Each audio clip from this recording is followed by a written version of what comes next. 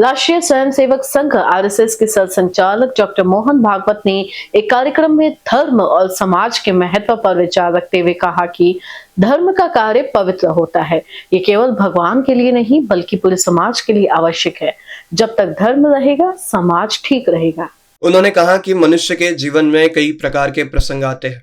कई बार जीवन में सब कुछ ठीक होने के बावजूद कुछ लोग विरोध में खड़े हो जाते हैं, लेकिन पुरुषार्थी लोग कभी थकते नहीं। वे अपने धर्म और कर्तव्य पर अड़िग रहते हैं। उन्होंने छत्रपति शिवाजी महाराज का उदाहरण देते हुए कहा कि उनके जीवन में भी अनेक संकट आए, परंतु उन्होंने शक्ति और युक्ति से उससे बाहर निकलकर एक आदर्श स्थापित किया। डॉक्टर भागवत ने आगे कहा कि धर्म के लिए अतीत में बलिदान किए गए, मुंडों के ढेर लगे हैं। उन्होंने हिंदी फिल्म छावा का उल्लेख करते हुए कहा कि ऐसी फिल्में हमारे इतिहास और मूल्यों को याद दिलाती है। उन्होंने कहा, हम अलग होते हुए भी एक है। विविधता को स्वीकार करना ही हमारी एकता की असली पहचान है। एक होने के लिए एक जैसे होने की आवश्यकता नहीं।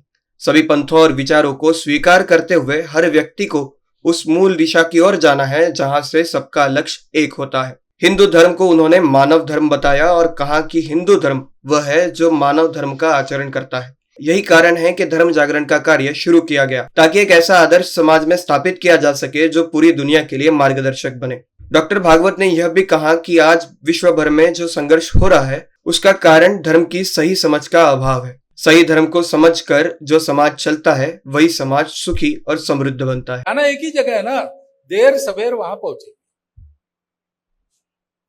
और इसलिए रास्तों को लेकर झगड़ा मत करो।